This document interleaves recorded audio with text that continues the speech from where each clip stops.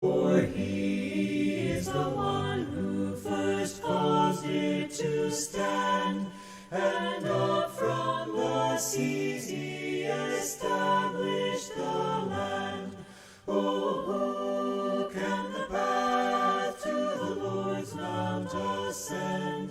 And who in the place of his glory? Querido Dios, que mi boca hable con sabiduría y mi corazón se exprese con inteligencia. Salmo 49:3.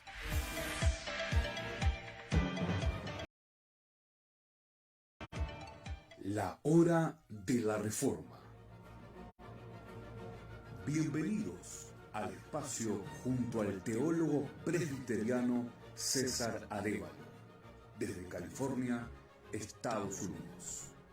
Un tiempo dedicado a conocer la fe reformada y su historia.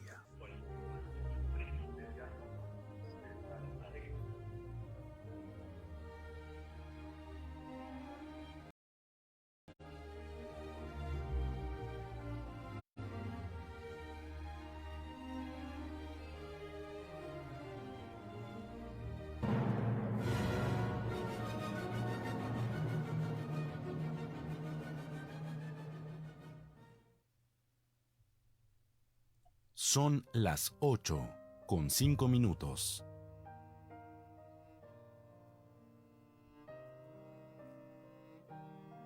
Muy bien, queridos amigos, Dios me los bendiga a todos ustedes. Una vez más, estamos con el espacio La Hora de la Reforma. La Hora de la Reforma, un espacio con el fin de educarnos en la tradición reformada. Y una vez más, conmigo aquí, tengo el gusto de tener al pastor César Arévalo desde California, Estados Unidos. Pastor César, bienvenido una vez más a un programa más de La Hora de la Reforma. Y bueno, seguimos aprendiendo, somos todo oído. Bendiciones, Dios te bendiga.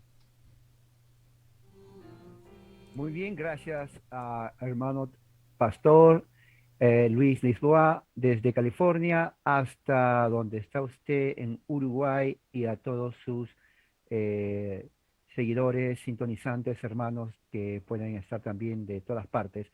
Vamos a continuar entonces hoy la segunda parte que empezamos la semana pasada de los 5 puntos del calvinismo, que prácticamente viene a ser un resumen de, diríamos, doctrinas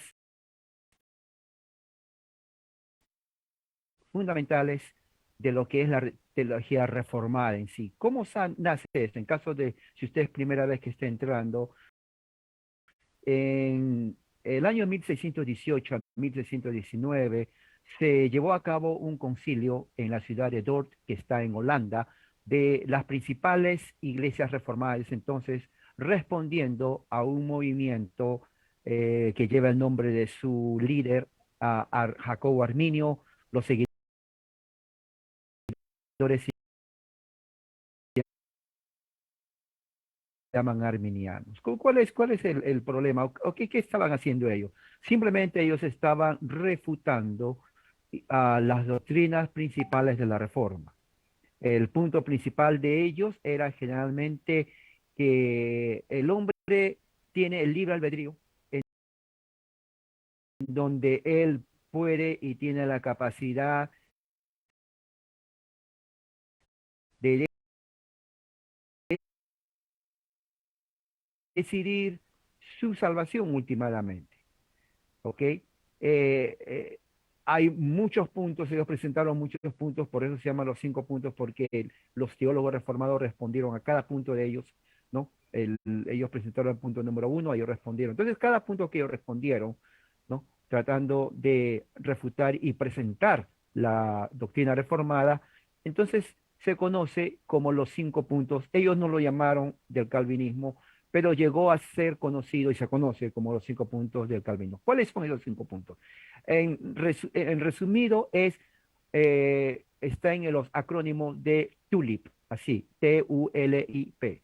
Eso está en inglés, pero significa depravación total. U, elección incondicional, la U porque es en inglés es incondicional. en el inglés, pero es lo mismo, significa lo mismo. La L, expiación limitada, la I, gracia irresistible, y la P, perseverancia de los santos. La semana pasada hablamos sobre la depravación total y la elección incondicional. Hoy vamos a continuar con 2 puntos: la expiación limitada y la gracia irresistible. ¿Y qué significa esto? A qué se refiere? Bueno, eso vamos a hablar hoy. Presten mucha atención y si tiene con usted un cuaderno, algo para que tome notas, lo puede hacer. De todas maneras, después va a haber un espacio para responder a las preguntas si tiene usted. Entonces, empecemos. Punto número 3, expiación limitada. Bueno, entonces vamos a leer y vamos a ver qué es lo que enseñaron ellos, que viene a ser prácticamente la doctrina reformada. Redención limitada lo llaman unos,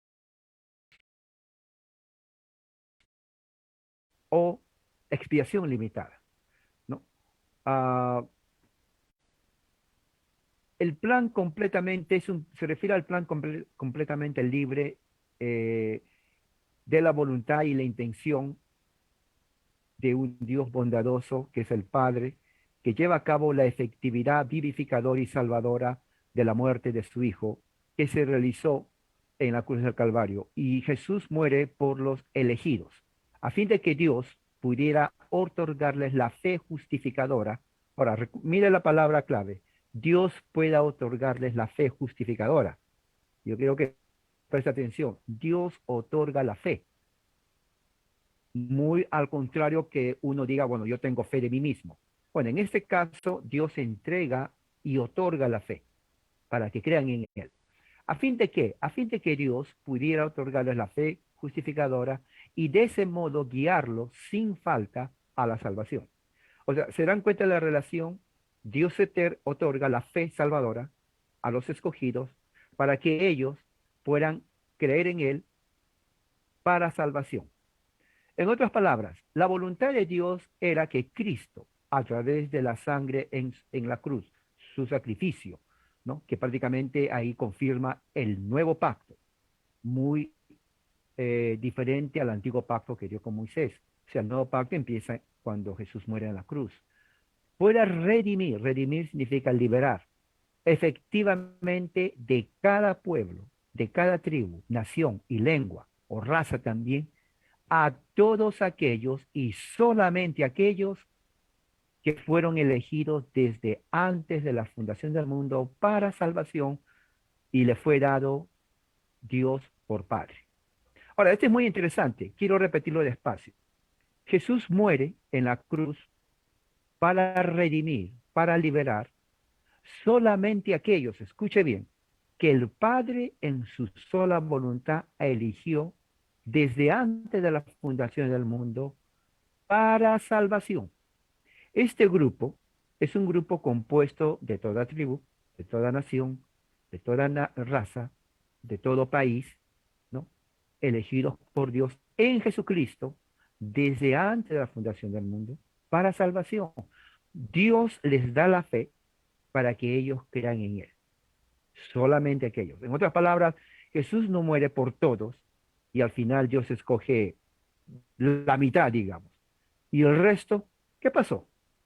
Eso es injusto. Ellos dirían, oh, momento, Señor, tú dijiste moriste por todo, pero te llevas la mitad, ¿y nosotros qué? ¿Qué pasó? Nos prometiste algo que no cumples. No, no es así. El plan de Dios es lo que promete, lo cumple. Y lo que cumple es porque lo prometió. Entonces, Él promete a un grupo de entre toda la masa de la humanidad elegirlos para salvación. Jesús muere por ellos, eso está en Juan 17, y solamente por ellos, por nadie más ni por nadie menos. ¿Quiénes son, cuántos son? No sabemos, pero eso es lo que enseña la Escritura. ¿Ok? Entonces vemos ahí que ese es el concepto de expiación limitada. ¿Por qué? Porque expiación significa limpiar del pecado. Eso es expiar. Redención significa liberación. En otras palabras, es como también se llama la propiciación. O sea, ¿qué es propiciación? Hacer algo para aplacar la ira de Dios. Por ejemplo, el que está sin Cristo está bajo la ira de Dios. Ok, la pregunta es entonces, ¿cómo puedo yo estar fuera de la ira de Dios? Bueno, la única forma es cumplir sus mandatos, porque la razón que está con ira es porque pues no hemos cumplido sus mandatos, somos pecadores. Bueno, pero yo no puedo. O sea que como no puedo, entonces estoy condenado a todo el resto de mi vida estar bajo la ira de Dios.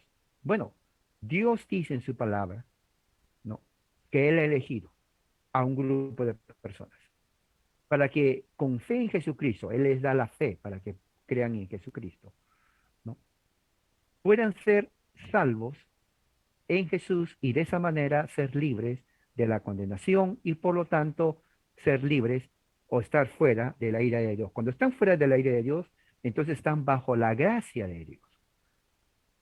Entonces, ¿cómo es posible eso? Yo tengo que hacer algo de mi parte, penitencia, tengo que hacer obras. Bueno, tú puedes hacer lo que quieras, pero las obras humanas no son meritorias para eso. Por eso se llama por gracia. Quiere decir, alguien cumplió la justicia perfecta que Dios demanda. ¿Quién es? Jesús. Jesús cumplió todo lo que Dios demanda de ti. ¿Para qué? Para que tú, poniendo la fe en Cristo, entonces tú seas justificado. Y de esa forma Dios te salva, te justifica. Entonces, ¿para qué? ¿Es para todos? No, para aquellos que el Padre eligió. ¿Quiénes son? No sabemos. Yo no sé. Nadie sabe. Solo Dios. Sin embargo, lo que sí sabemos es que Dios nos mandó justamente a compartir el Evangelio, como se llama, las buenas nuevas, para salvación. No se obliga, pero justamente es a través de la predicación del Evangelio que aquellos que son elegidos, al escuchar, vienen a la fe del Señor. Jesús mismo lo dijo, mis ovejas oyen mi voz y me siguen.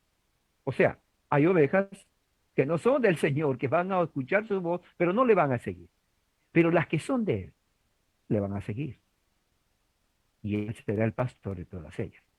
Entonces, expiación limitada justamente se refiere al decreto de Dios de salvar a un grupo limitado de personas, que solamente Él sabe, de toda raza, de toda nación, de todo grupo, desde la fundación del mundo, en Jesucristo, para salvación. ¿Qué más dice? Estas personas, Dios les da la fe para que crean en Cristo. Otra cosa muy importante, no es una fe que uno nace. Ok, yo digo, bueno, yo tengo fe, pero no quiero creer. No existe eso. Dios les da la fe para que crean en Jesús. ¿Por qué? Porque la salvación desde el principio hasta el final es de Dios. El hombre no puede decir, bueno, yo puse un grano de arena, yo creí, por lo tanto me llevo el 10% de la gloria. No, solamente es Dios. No existe eso. Dios se lleva 100% toda la gloria. El hombre incapaz lo único que tiene es por misericordia, como dice, como estamos viendo, Dios salva por gracia al hombre. Pero también Dios les da el Espíritu Santo, ¿no? El Espíritu Santo viene a ser el sello y señal de los que son redimidos en Cristo. Por lo tanto, también es la voluntad de Dios que en Cristo su sangre de Él, su sacrificio limpie los pecados de los elegidos, tanto originales como actuales, aquellos que fueron cometidos antes y después de su llegada a la fe, y también que deben ser preservados fielmente hasta el final y que finalmente se nos presentara a sí mismo un pueblo glorioso, sin mancha ni arruga. O sea, en otras palabras, Dios le dice a Jesús, guarda a los que yo he elegido. Y Jesús dice en Juan 17 que él solamente ora por aquellos que el Padre le dio. Fíjese, o sea, no existe eso que, bueno, Jesús ora por todo el mundo. No, Jesús lo dijo textualmente, Padre, a los que tú me diste, así, no al resto, sino a los que tú me diste, les he guardado. Y ruego por ellos. Y dice después, no por el resto, dice Jesús, eso lo dijo Jesús. Yo no oro por el resto, solamente yo oro por aquellos que tú me diste. ¿Cuántos son? No sabemos. Pero sí son de toda tribu, de toda lengua, tradición, raza, nación. Durante todo desde antes de la fundación del mundo hasta el fin de esta era, cuando termine, aquellos que son elegidos por Dios en Cristo son aquellos que van a ser justamente salvos. Ese es el concepto de la predestinación y es el concepto de la expiación limitada. O sea que cuando alguien dice, bueno, Jesús murió por todo, bueno, no tiene sentido. ¿Por qué? Porque si murió por todos, ¿por qué salva a algunos y a otros no? Eso es malo. ¿Me entiende? Usted promete a 100, a todos les voy a dar regalos y al final regala 3. Obviamente el resto va a protestar, va a decir, oye, tú me prometiste algo y al final no me das nada. Entonces, si decimos, bueno, Jesús murió por todos, pero salva a algunos, eso no es justo. Pero empezando, la Biblia no enseña eso, porque el mismo Jesús dice que solamente aquellos que el Padre le dio, a ellos salva. Y dice, ninguno de ellos van a ser arrebatados de su mano.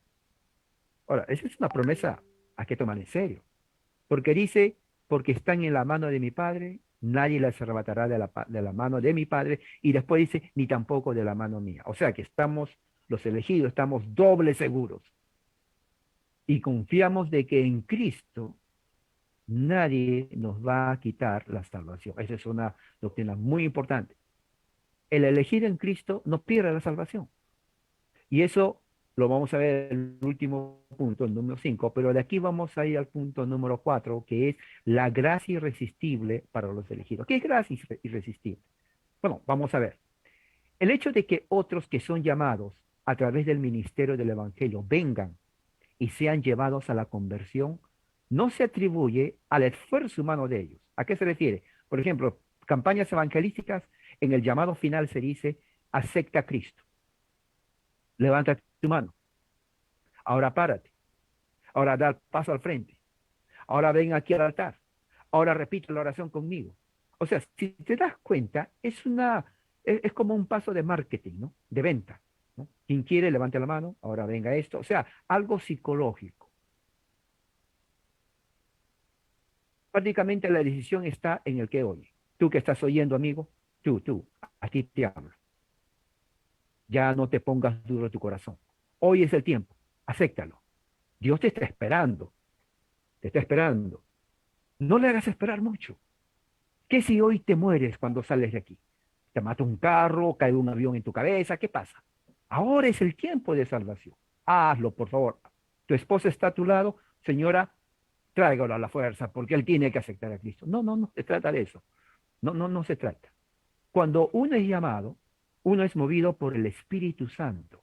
O sea, no es el esfuerzo, no es que, ahorita no quiero, porque tengo que ir a ver, no sé, a un parque de diversión o jugar el fútbol. Ya el próximo fin de semana, ahí sí con ganas vengo, pero bien listo a aceptar a Cristo. No existe eso. Esa fórmula, esa forma de pensar, no es bíblica. Eso no es así, ¿no? La salvación no es atribuida al esfuerzo humano, ¿no? Como decir, bueno, es mi libre elección, ¿no? Que yo decido sí o no en mi conversión. Es más, si yo creo ahorita, es más, yo puedo creer ahorita, pero no quiero. Lo voy a dejar para mañana. O sea, ellos creen que tienen el libre albedrío de negociar cuándo y cómo y en qué momento van a aceptar a Cristo. Eso es una teología pésima. Eso será teología humana, pero no teología bíblica. Y eso generalmente enseña la herejía del pelagianismo, que viene a ser la base de la tradición evangélica. Usted me dice, disculpe, amigo, señor, yo no sé quién es ese pelagiano, yo nunca escuché ese nombre. Bueno, es un monje, o fue un monje británico del siglo IV, que enseñaba justamente que el hombre decide su salvación. Que si Dios va a ayudar, bueno, sí, pero en realidad está en mí, yo, libre como persona pensante, decido sí o decido no. Y generalmente eso está en la base de la teología evangélica. Por eso en las campañas, ¿no? Si usted es familiarizado con eso, ¿no? Dice, ¿no? Llamo a todos, venga. Insisten. Por favor, venga. Una vez más, Dios te da la oportunidad. Una vez más. 2 minutos más, la última llamada. Pasan los 2 minutos, bueno, el Espíritu me dice 1 minuto más. Yo sé que hay gente ahí que está, por favor, levántate, pues ya.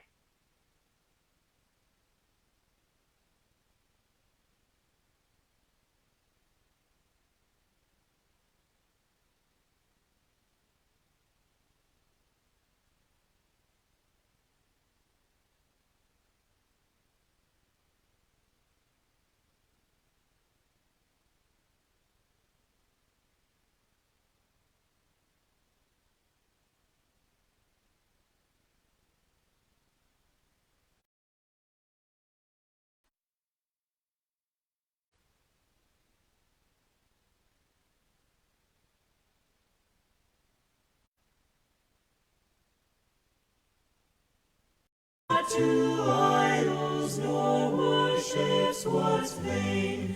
Yes, he from the Lord. Ok, pastor, tuvimos un pequeño corte, se ve que es por la internet, pero podemos continuar, ya hemos vuelto, o sea, continuamos entonces. Ok. Estaba hablando entonces acerca de la gracia irresistible. Decía que la conversión es un acto de Dios, no del esfuerzo humano, prácticamente. No. Debe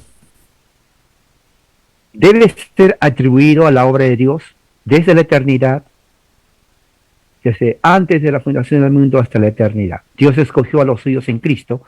Así, dentro del tiempo de Dios, los llama efectivamente y les concede fe y arrepentimiento. Otra cosa muy importante. Mucha gente dice, oh, yo quiero que mi esposo, mi esposa, mis hijos o alguien se arrepienta, tenga fe. Y sí, claro, todos queremos eso. Pero, ¿cómo surge esto de la fe y el arrepentimiento? Bueno, es un don de Dios. La fe es un don de Dios, el arrepentimiento es un don de Dios.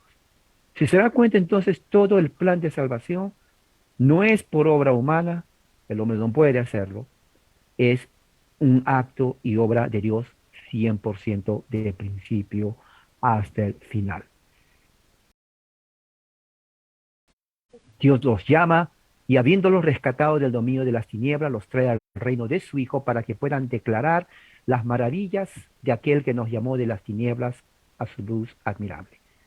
Y que no se jacte de sí mismos, sino del Señor, como las palabras apostólicas testifican con frecuencia en las Escrituras. Además, cuando Dios lleva a cabo este beneplácito en los elegidos, o realiza una verdadera conversión en ellos, Dios no solo se encarga de que el Evangelio les sea proclamado externamente, o les ilumina sus mentes poderosamente por el Espíritu Santo, para que ellos puedan comprender correctamente y discernir las cosas del Espíritu de Dios, pero también por la operación eficaz del mismo Espíritu regenerador. Dios también penetra en lo más íntimo de sus vidas, abre su corazón cerrado y ablanda el corazón endurecido y circuncida el corazón incircunciso. Es decir, bien importante la palabra circuncisión, porque esta es la verdadera circuncisión. ¿Okay? Si usted se familiariza con el antiguo pacto, va a ver que Dios dice que la marca del pacto en el antiguo pacto es la circuncisión. Pero la verdadera circuncisión en realidad va más allá que el aspecto externo. Es la del corazón. Y eso lo hace el Espíritu Santo. Dios infunde nuevas cualidades en la voluntad, dando vida a la voluntad de los muertos espirituales. Al maligno, ¿no? Lo destruye, al que no está dispuesto a hacerlo y al terco obediente. La palabra terco obediente. Creo que está tratando de decir que cuando el Espíritu Santo obra, no hay nadie que se resista, en otras palabras. O sea, es falsa la idea de que, bueno, me está hablando, pero yo digo que no, estoy resistiendo. Bueno, en realidad no está resistiendo. Es que Dios nos está llamando. Eso es. Cuando Dios llama, cuando Dios realmente está ejerciendo su poder sobre ti, no hay nadie que lo resista. Realmente no. ¿Por qué? Porque el poder de Dios es superior a la voluntad humana caída. Nosotros espiritualmente estamos caídos. Nuestra voluntad, uno dice, pero mira, es mentira, porque yo, por ejemplo, tengo fuerza de voluntad. Si yo quiero hago, si no, no. Sí, pero eso no significa lo que la Biblia habla en cuestión del libre albedrío. El libre albedrío no se refiere a eso, se está en relación a conocer a Dios, que es diferente. Es más, si uno dice, bueno, es que yo si quiero hago, si no, no, también es mentira. Un ejemplo, por ejemplo, usted tiene que trabajar y usted dice, mira, yo tengo fuerza de voluntad, me levanto a 5 de la mañana, tengo que trabajar. Bueno, tiene que hacerlo por dos razones. Uno, si no va, le despide el trabajo. Así que la motivación es, tiene que ir al trabajo. ¿Se da cuenta? O sea, hay algo externo que le obliga. Pero lo más importante, necesita dinero. Porque de que nada vale ir a trabajar cuando no le van a pagar nada. O sea, oye, estoy aquí perdiendo mi tiempo, no me pagan, pero me van a pagar. Entonces, si se da cuenta, no es libre de decidir por sí mismo, porque hay factores externos que juegan mucho en su decisión. O sea, no es que usted de un momento a otro se levanta y dice, quiero trabajar. No, usted sabe, tengo que trabajar, me van a pagar, tengo que pagar esto, tengo que ir a trabajar. O sea, las condiciones, usted está sometido a condiciones. O sea, no es libre realmente. Es esclavo de las circunstancias. Fíjese, en el nivel humano se prueba eso. Ahora, en el nivel espiritual es mucho más. Porque nadie dice, bueno, sabes que mañana tengo que ir a orar 3 horas. Bueno, eso es algo espiritual. Y dice, no, sí, sí, la gente dice, yo creo en Dios, ¿para qué más? ¿No? A veces cuando hablo me dicen, oiga, ¿para qué tantas cosas? Yo creo en Dios, suficiente. Nada más. Con creer en Dios, no soy ateo. Yo creo en Dios, soy bueno, bien bueno soy yo. Así que con eso es suficiente. Bueno, realmente, claro, está bien que no haga mal a la gente, sí, está bien que cree en Dios, pero eso no es todo. Si fuera todo, entonces ¿para qué Pablo, por ejemplo, escribe las cartas a los cristianos? ¿Por qué Dios revela sus profecías? ¿Por qué el Nuevo Testamento siempre está exhortándonos a crecer en la gracia? O sea, no vas a decir, bueno, yo creo en Dios, hay que crecer en eso. Y eso es algo espiritual, eso enseña las escrituras, eso no lo inventó yo, no lo inventó fulano, nadie, eso es parte de la doctrina cristiana. Pero si uno no es nacido en el Espíritu, o el Espíritu Santo no trabaja en nosotros, no lo vamos a hacer. Por eso dice aquí, eso Dios lo hace por su Espíritu Santo, aún al terco más desobediente, Dios cuando obra, lo cambia. Dios activa y fortalece la voluntad para que como un buen árbol pueda producir frutos buenos, así las obras sean buenas. Ahora, aquí esto es interesante lo que dice. Uno dice, bueno, pero hay que hacer buenas obras. Sí, sí, sí, claro, claro que sí, porque las buenas obras ayudan al prójimo, a la iglesia, donde estamos, ¿no? A hacer algo visible que la gente vea. Pero ¿de dónde sale la motivación de eso? En el cristiano es el Espíritu Santo trabajando, ¿no? Y eso es algo continuo. Eso es lo que las escrituras siempre hablan, como en el caso de la parábola del árbol. Árbol bueno, o sea, en Cristo da frutos buenos. O sea, los frutos son las obras, ¿no? Ahí está hablando de algo figurativo, que es el árbol. Eh, Todo ese trabajo, toda esa obra, esa conducta prácticamente, es porque el Espíritu Santo trabaja en la mente de uno y lo lleva a hacer esas cosas. Eso es muy importante que se tenga en cuenta. Y esta es la regeneración, la nueva creación, la resurrección de entre los muertos y la revitalización. Tan claramente proclamaron las Escrituras que Dios obra en nosotros sin nuestra ayuda. Esta es otra cosa también. Recuerda el dicho, ayúdate que yo te voy a ayudar. Bueno, Dios no dice eso. Dios no dice, a ver, tú César, da el primer paso, yo doy el segundo. Luego tú das el tercer paso, yo doy el cuarto. Y así poco a poco. No, Dios hace su obra sin la ayuda humana, porque es Dios. O sea, imagínense, en la creación, Dios no dijo, bueno, ¿quién me va a ayudar? Voy a crear a un hombre para que me ayude. No, la divinidad, Padre, Hijo, Espíritu Santo, estaban en la creación. No, ellos mismos diseñaron, preplanearon, predestinaron, preordenaron todo lo que tiene que ser con el universo, nuestra vida, la vida de usted, el final, la salvación. Prácticamente es un plan increíble. Usted se ha puesto a pensar cómo esto de la tierra, por qué vivo, algún día vamos a morir, pero mientras estemos aquí, ¿cuál es nuestro plan? Oiga, esto es algo increíble, increíble. Nos llevaría tiempo para hablar acerca desde el principio, hablando de escrituras, todo como Dios lo ha ordenado de una forma tan exacta para nuestra redención, ¿no? ¿Qué más?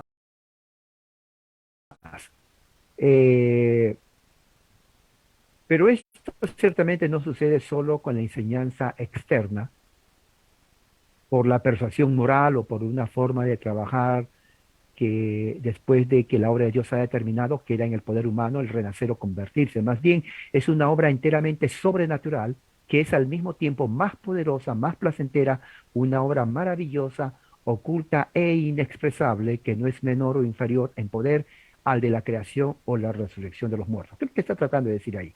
Que la conversión del ser humano en Cristo es tan poderosa como el hecho mismo de la creación del mundo, es lo que está diciendo, porque es hecha por el mismo Espíritu de Dios. Inclusive Pablo dice que el mismo espíritu que resucitó a Cristo de los muertos vive en nosotros. ¿Se dan cuenta esa afirmación de Pablo? Oiga, ¿quién va a resucitar un cuerpo muerto? Y Pablo dice que por la fe, el mismo espíritu que resucitó a Jesús está en nosotros. Como resultado, todos aquellos cuyos corazones Dios está obrando, ¿no? Ciertamente de manera infalible y efectiva, renacen y realmente crecen. Entonces la voluntad ahora renovada no solo es activada y motivada por Dios, sino que al ser activada por Dios también está activa. Por esta razón se dice con razón que las personas mismas, por la gracia que han recibido, creen y se arrepienten. Ahora entiende por qué de dónde viene la fe, ¿no? Muchos escriben y dicen, hermano, yo no sé por qué mi esposo o mi esposa no creen, se les ha hablado, pero ya tienen más de 30 años escuchando, no creen, no se quieren arrepentir, y ya me desespero. Tranquila, no se desespere. Dios es soberano, Dios sabe. Usted dice 30 años, Dios no necesita 30 años para saber que usted quiere que se conviertan. Es más, Dios sabe que necesitan conversión. Es Dios en su misericordia, según su voluntad, que Él puede obrar por su Espíritu Santo y convertir al corazón más necio, más duro, más incrédulo, y dándoles la fe, arrepentimiento para salvación en Cristo. Al fin y al cabo, la obra es de Dios. Así como usted alguna vez vino a creer, así también muchos, por la fe en Cristo, van a venir a creer. ¿Quiénes son? No sabemos. ¿Son todos? Lamentablemente no. Pero no se puede decir, bueno, tú sí, él no, este sí puede, el otro no me parece. No podemos decir eso. Recuerde que Pablo, en un tiempo puesto, señalado por Dios, Jesús lo llamó. O sea, hay un tiempo señalado por Dios, en donde sus elegidos, al escuchar el Evangelio, van a venir a Él. Y no se requiere gritería, no se requiere y un montón de cosas. Es fe. Orar, y Dios en su misericordia puede obrar, porque Él es el único que hace que la salvación sea posible. De esta manera, por tanto, la fe es un don de Dios, ¿ok? La fe es un don de Dios. Dios da la fe, no en el sentido de que Dios da para que las personas elijan sí o no, sino en el sentido de que en realidad se les otorga. O sea, alguien puede decir, bueno, sí, la fe existe de Dios, pero yo decido tomarlo. No existe eso. O sea, no es como que Dios dice, mira, aquí está la fe. ¿Quién lo quiere agarrar? ¿Quién? ¿Tú? Ok, no es así. Simplemente Dios le da al que quiere. Es efectivo, por eso viene la gracia irresistible. Es efectivo la gracia de Dios, ¿no? ¿Y qué más? Ah, Tampoco es un regalo en el sentido de que Dios otorga solo el potencial para creer. Muchos dicen, por ejemplo, bueno, Dios me da algún sentimiento y el resto es mío, si yo quiero. Tampoco no se refiere a eso. Pero más bien eh, es un don en el sentido de que Dios obra en la voluntad como en la acción. O sea, quiere decir, cuando Dios da la fe, la persona obra. O sea, Dios no es que te da un poquito y a ver, depende de ti lo que vas a hacer con eso. No, cuando Dios da, hay acción, hay resultado. Eso se llama la gracia irresistible. Nadie se puede resistir. ¿Ok? ¿Cuál es la respuesta de la gracia de Dios? Dios no le debe esta gracia a nadie. Muy importante. ¿Por qué? ¿Qué les debe Dios a los que no tienen nada que dar que se les pueda devolver? En otras palabras, alguien dice, bueno, además Dios me debe la fe. No, es como que usted vaya con un pobre que vive en la calle y le diga, oye, tú me debes lo que te di de comida. Oiga, el hombre es pobre, no tiene dónde caerse muerto. ¿Qué le vas a estar pidiendo? Bueno, el hombre natural espiritualmente es lo mismo.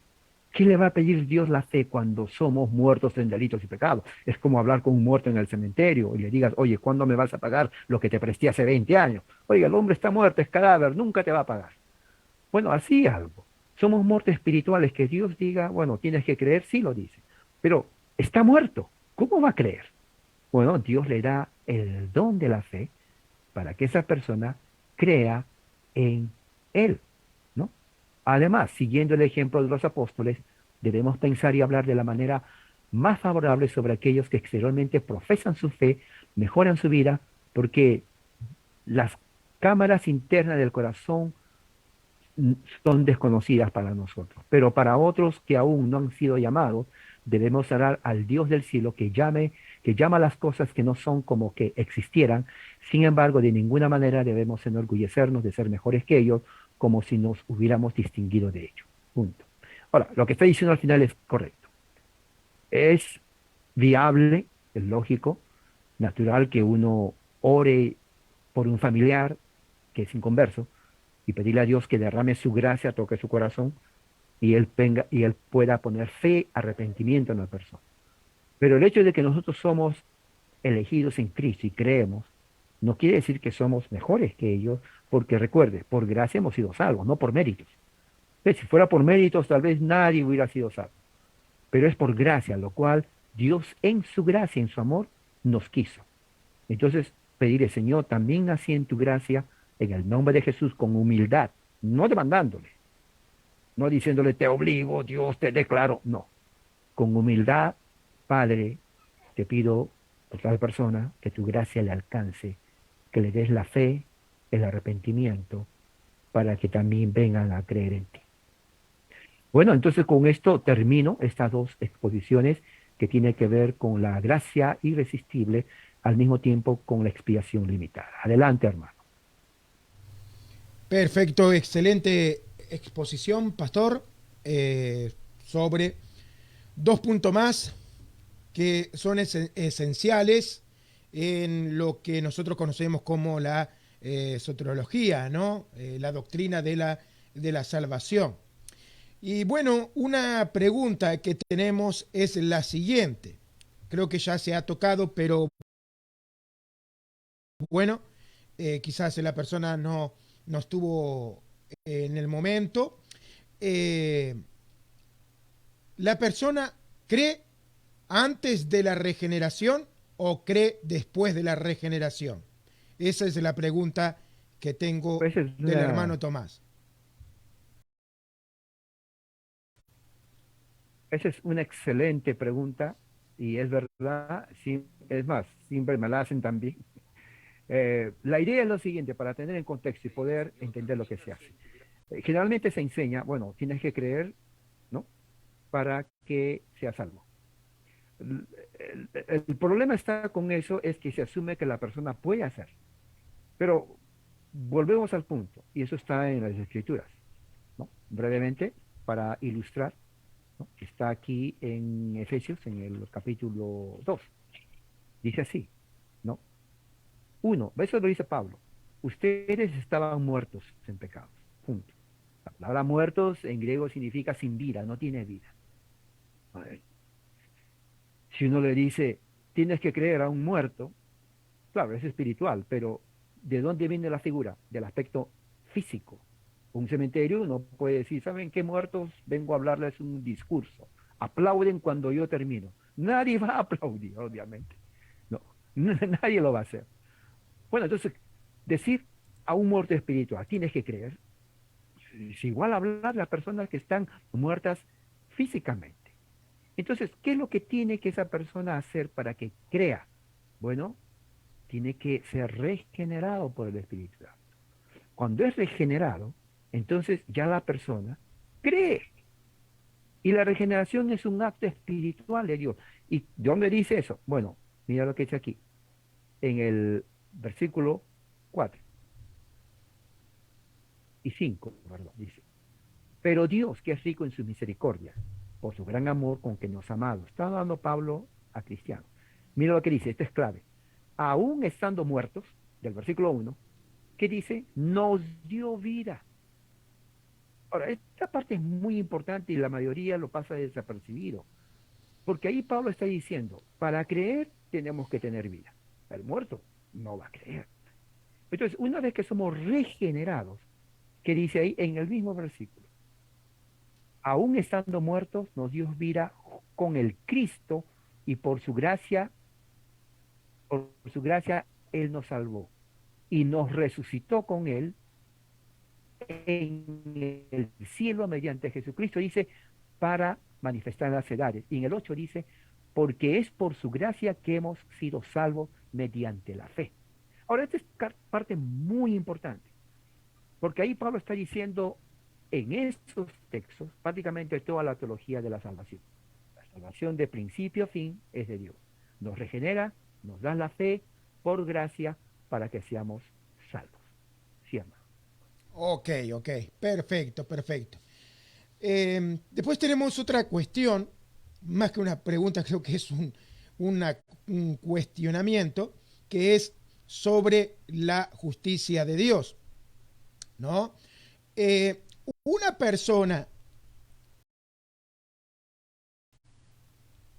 no podría decir que Dios es injusto si esta persona quisiera el perdón de Dios, quisiera la obra de Dios en su vida, pero Dios, como no lo eligió, esta persona es rechazada por Dios. Bueno, esto es creo que más que una pregunta, es un cuestionamiento y una mala interpretación de lo que se habla. Y no, sé que no lo hace de mala intención, simplemente que no ha comprendido la importancia de las palabras en el desarrollo de la soteriología, ¿no? O sea, una vez más le repito, Dios no sería injusto si una persona quisiera esa redención, pero Dios no la tiene incluida y por eso esta persona es rechazada. Eh, sí, esa es una buena pregunta. También va casi de la mano con la otra. La idea es que aparte de Dios uno puede buscar a Dios. Es lo que está detrás de eso. O sea, se presume que no solamente Dios puede salvar de él mismo, sino que el hombre también puede crear su salvación, tener el sentido. Prácticamente es la teología pelagiana que hablé, que prácticamente fue condenada por la iglesia, porque se pone en el centro la voluntad del hombre. Tiene que ver con el libre albedrío. O sea, el hombre quiere, como en el caso. Hoy día no, pero mañana sí. Es el día de mañana. Bueno, dije ayer que hoy y hoy quiero ser salvo. A ver, ok, Dios, te prometí, te dije, mira, yo quiero ahora. Y de repente se asume que, que Dios, aunque Él quiera, le dice, bueno, sabes que no te elegí, por más que quieras, no. Eso no enseña la Biblia. Eso es una falacia desde el punto de vista escritural. Y voy a leer esto, Romanos 8, 28, esto es lo que dice. Este es muy importante, un texto muy interesante.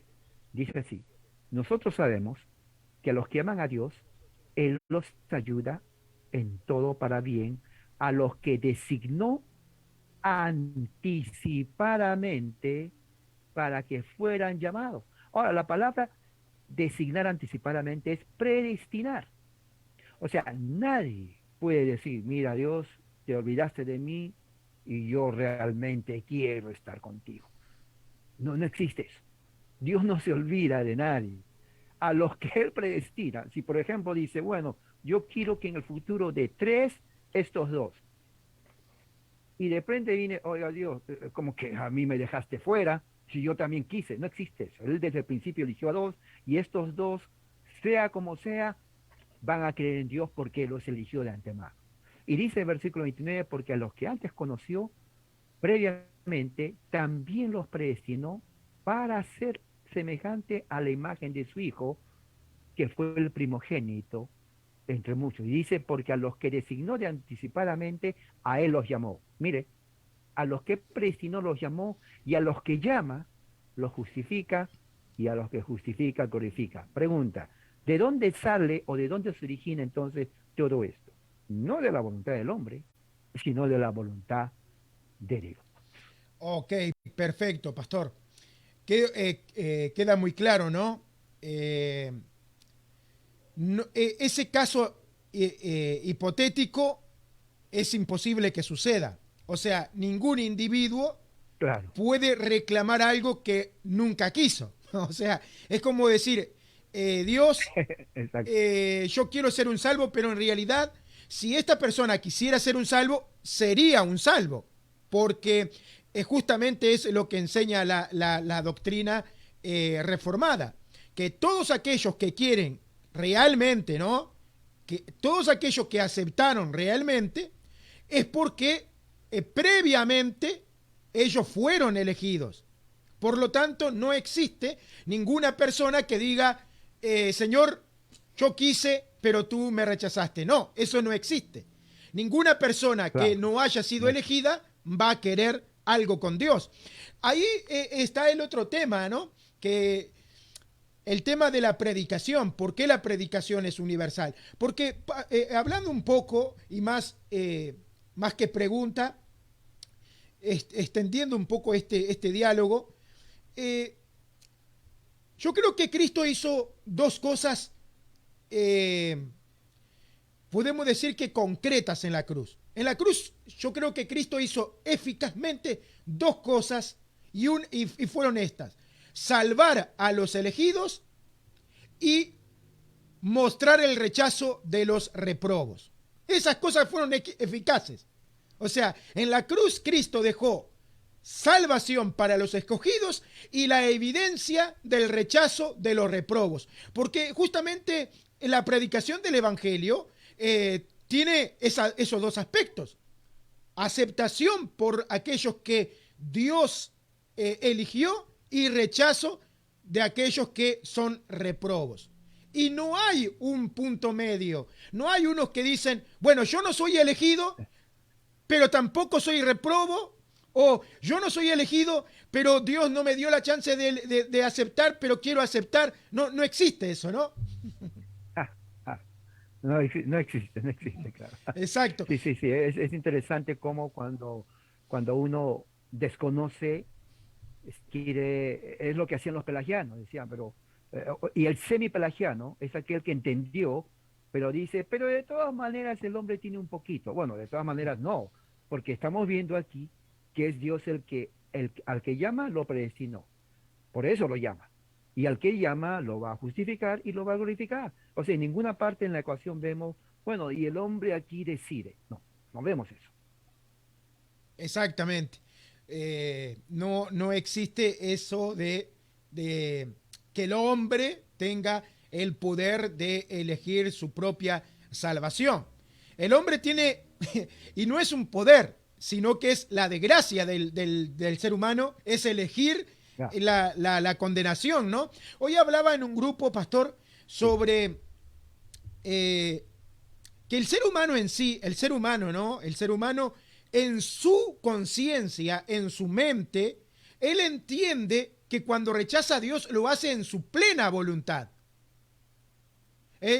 O sea, los que rechazan a Dios entienden que lo están rechazando en la máxima expresión de su voluntad. Porque lo que desconoce ese individuo es que en realidad está esclavizado a esa voluntad. No, no tiene otra voluntad. Por lo tanto, su expresión es acorde a su voluntad. No hay otra voluntad dentro claro. de este individuo. No hay. Él se expresa libremente, pero siempre dentro de esa misma voluntad.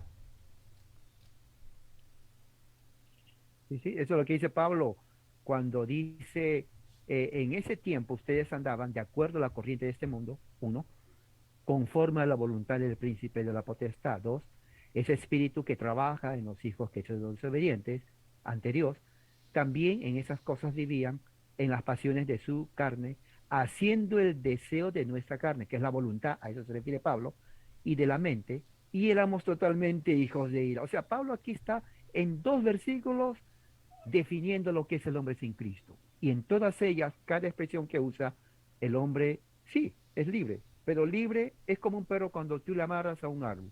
Va a correr, pero no se va a salir porque la cuerda no le permite ir más allá. Entonces, el pecado es como la cuerda, el hombre sin Cristo. Sí, yo soy libre, pero de ahí no pasa. Le da cierta distancia y libertad hasta donde le da la cuerda.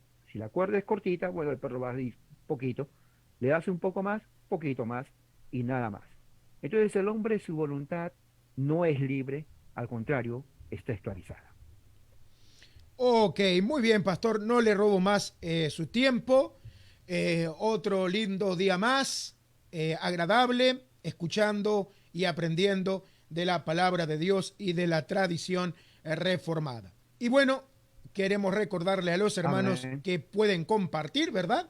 Para que muchas personas sean Sí, sí, sí. alcanzadas y puedan también edificarse en la sana doctrina. Pastor, muchas gracias, Pastor César, por su Amén. tiempo. Se le agradece y bueno, lo esperamos en la próxima audición. Amén. Gracias. Saludo a usted también y a los hermanos. Sigan compartiendo la gracia de Dios con todos ustedes. Amén. Amén.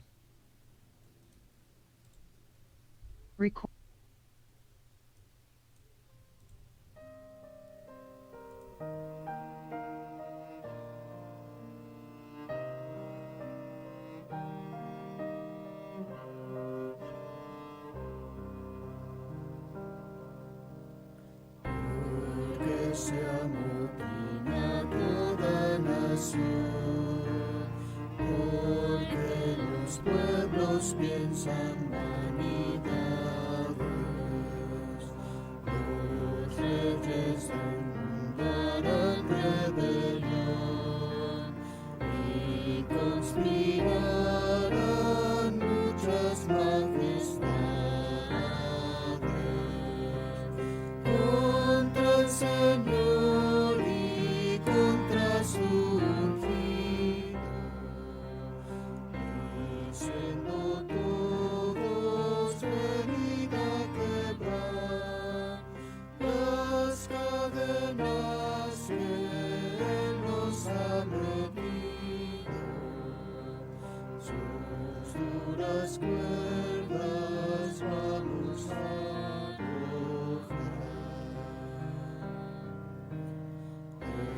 que mora en los cielos se reirá, y risa tendrá el Señor soberano, pues de todos ellos se burlará, y con furor hablará a los humanos. Querido Dios, que mi boca hable con sabiduría y mi corazón se exprese con inteligencia. Salmo 49:3. La hora de la reforma. Bienvenidos al espacio junto al teólogo presbiteriano César Arévalo, desde California, Estados Unidos. Un tiempo dedicado a conocer la fe reformada y su historia.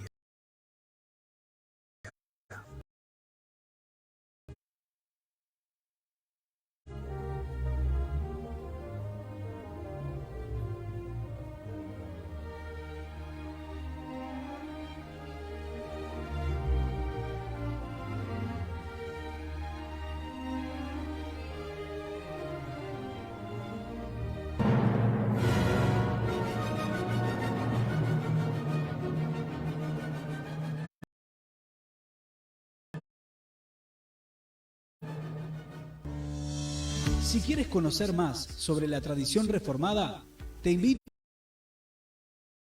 a escucharnos martes y jueves a las 20 horas de Uruguay junto al teólogo César Arévalo, desde California, Estados Unidos.